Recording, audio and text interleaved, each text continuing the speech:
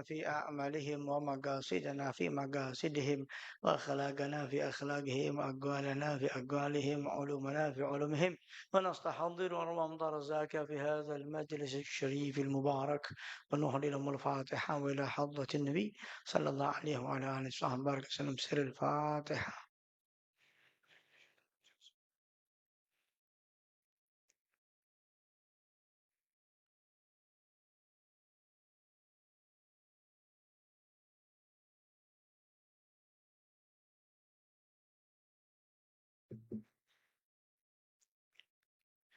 رضي الله عنكم. وقال المصنف والشارح رحمهم الله رضي الله تعالى عنهما ونفعنا بهما وبعلومهما في الدارين.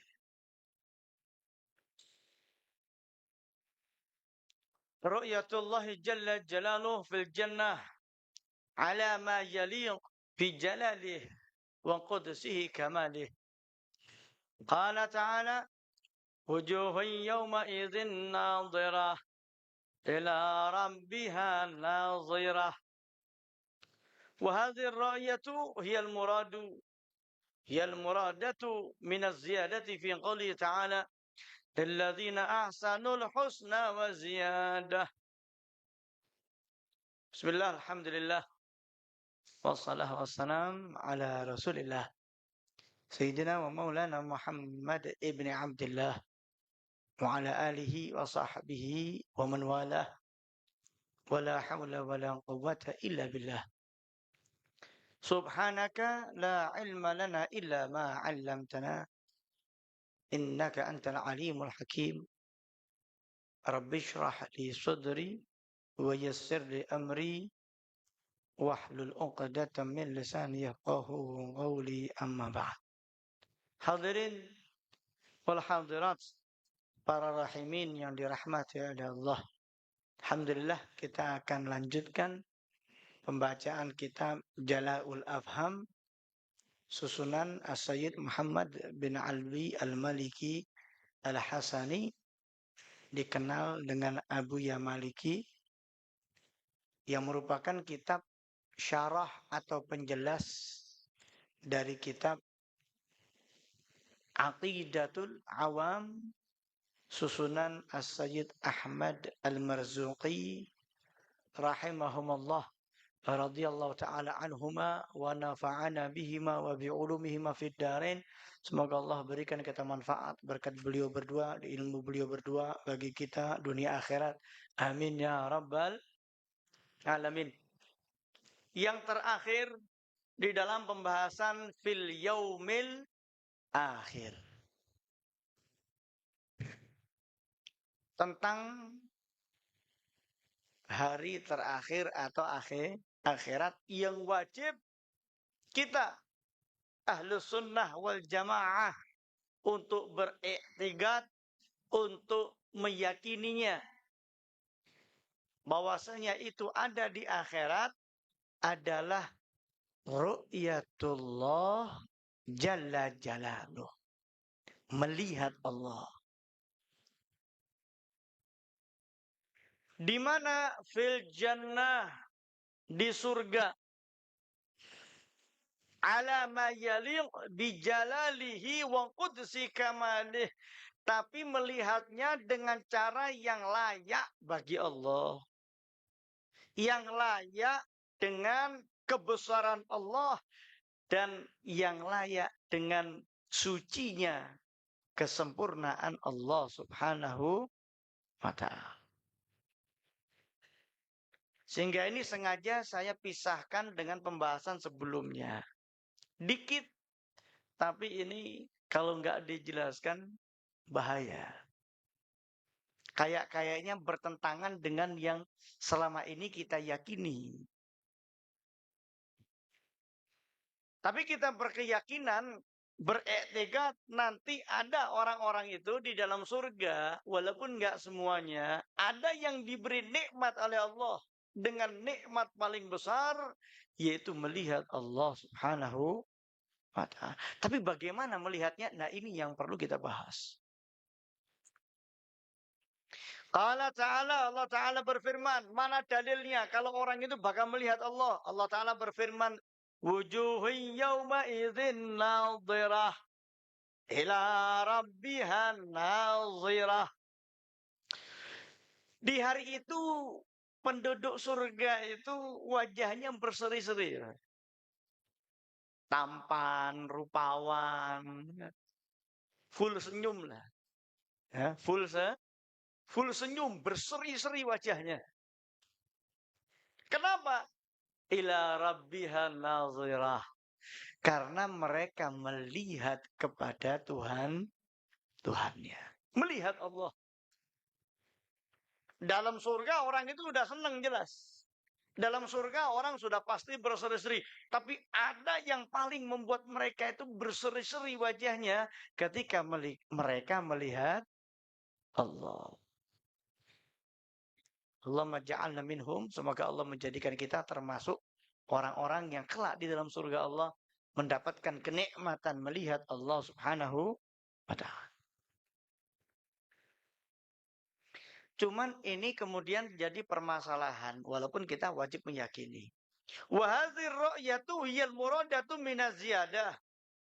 Yang dimaksud nikmat melihat Allah ini adalah ini tambahan yang Allah sebutkan fi qoulihi ta'ala di dalam firman Allah Ta'ala lilladzina ahsanul husna wa ziyadah. Bagi orang-orang yang senantiasa berbuat baik, yang hidupnya jadi orang baik, yang hidupnya perbuatannya baik, maka nanti Allah akan berikan al-husna, balasan yang terbaik, yaitu surga. Waziyadah.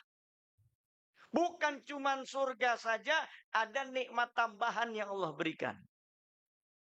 Apa nikmat tambahan itu? Yaitu ru'yatullah jalla jalaluh, melihat Allah. Tapi ini enggak semua.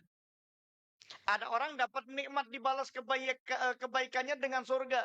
Tapi ada yang Allah balas kebaikannya dengan surga dan Allah tambah. Apa tambahannya? Melihat Allah. Singkat pembahasan selesai. Dari ini kitab. Tapi penjelasan akan saya berikan.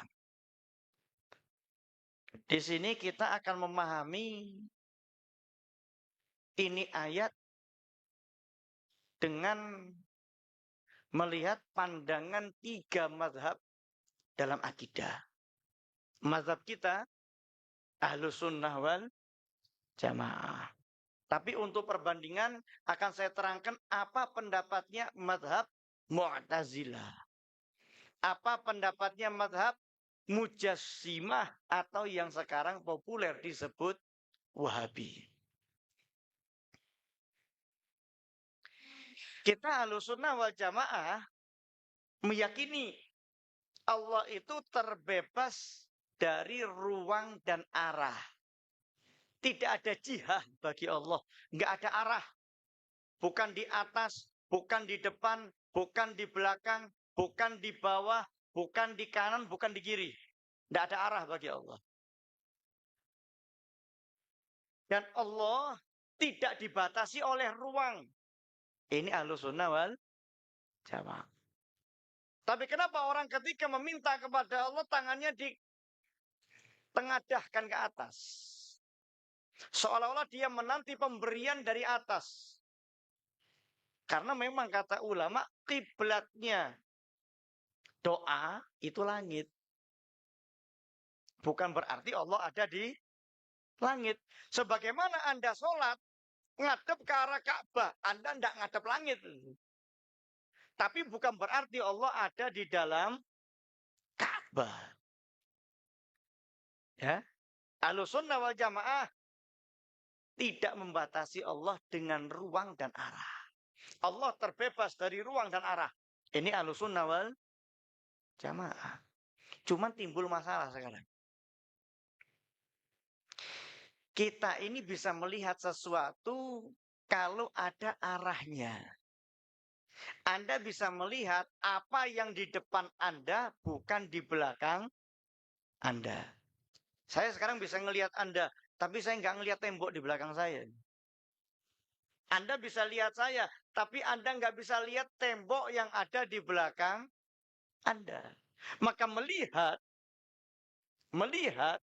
logisnya itu sesuatu yang ada di depan.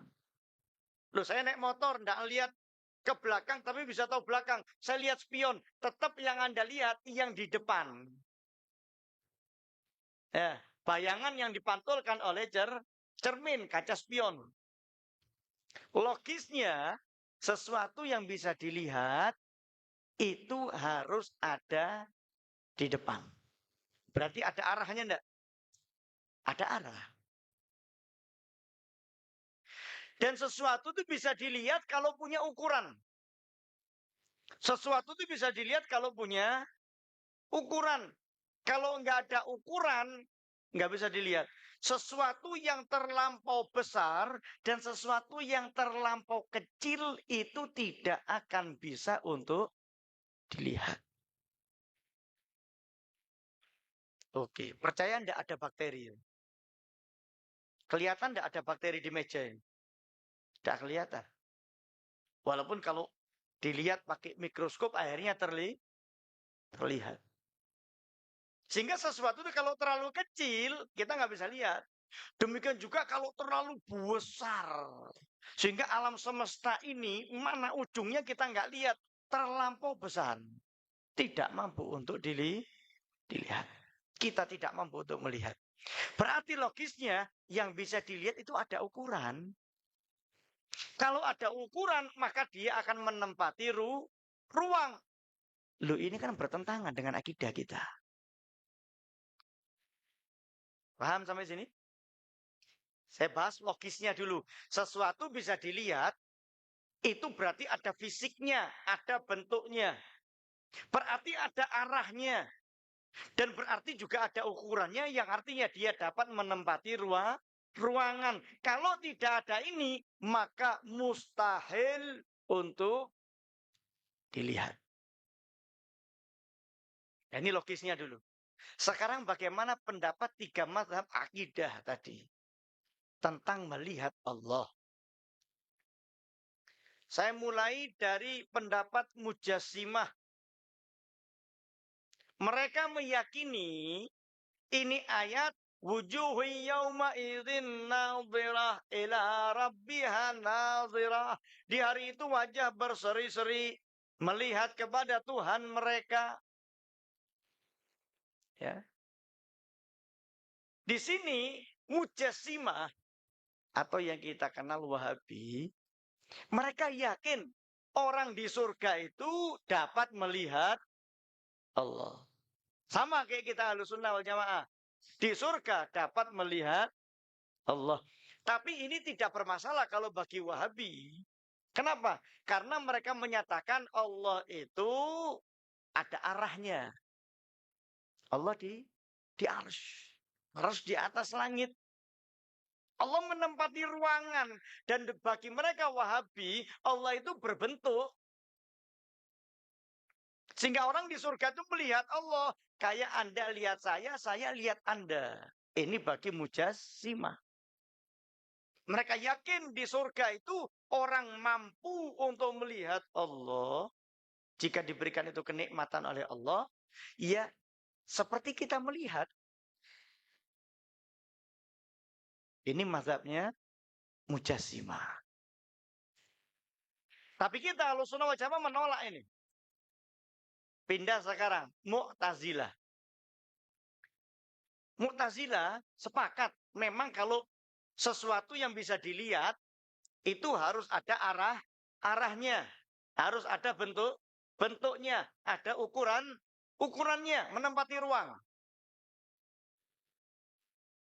Tapi Mu'tazilah mengatakan, seperti halnya Ahlussunnah wal Jamaah, Allah itu tidak menempati ruang. Dan tidak ditentukan dengan arah. Bagaimana Mu'tazilah memahami Allah terbebas dari ruang dan arah, tapi Ini ayat menyatakan Allah dilihat. Mu'tazilah menafikan bahwasanya Allah bisa dilihat. Alias bagi Mu'tazilah, Allah tidak dilihat. Walaupun di dalam surga. Loh, tapi ayatnya jelas. Wujuhi yawma idzin nadhira ila rabbiha nadhira. Kepada Tuhan mereka, mereka melihat. Bagi Mu'tazilah, ini ayat ditakwil. Makna nadhira bukan melihat, tapi menunggu. Di hari itu wajah mereka berseri-seri karena mereka menunggu Tuhan mereka. Ini bagi Mu'tazilah. Maka makna nadhirah di sini intazara yantaziru artinya menunggu. Kayak ada orang mau berangkat, nyuruh temannya supaya cepetan. Kata temannya, intazir lahza, tunggu sebentar. Intazir, tunggu. Maka makna nazirah di sini bagi Mu'tazilah bukan melihat tetapi menunggu. Maka semua ayat, semua hadis yang menyatakan tentang melihat Allah sama Mu'tazilah ditakwil bukan melihat tapi menunggu. Paham sampai sini? Bagi Mujassimah, Allah di surga dapat dilihat dan alasannya karena memang Allah itu punya bentuk. Allah itu ada arahnya, menempati ruangan. Sedangkan menurut Mu'tazilah, Allah terbebas dari ruang dan arah sehingga Allah mustahil untuk dilihat. Kita Ahlussunnah wal Jamaah tengah-tengah. Allah bisa dilihat di surga. Ya, sama seperti Mujassimah. Tetapi Allah juga terbebas dari ruang dan arah seperti Mu'tazilah. Kita sepakat dengan Wahabi bahwasanya Allah itu bisa dilihat di surga, tetapi kita nggak sepakat dengan mereka bahwasanya Allah itu berbentuk. Karena itu tidak sesuai dengan kebesaran Allah. Nah, kita sepakat dengan Mu'tazilah, Allah terbebas dari ruang dan arah, tapi kita tidak sepakat dengan Mu'tazilah bahwasanya Allah tidak dapat dilihat menurut mereka. Sampai sini paham dulu enggak ini? Supaya enak ini. Makanya kenapa saya tempatkan di hari tersendirinya. Lalu apa yang dimaksud dengan melihat Allah di surga? Kita yakin orang penduduk surga dapat nikmat ru'yatullah jalla jalaluh.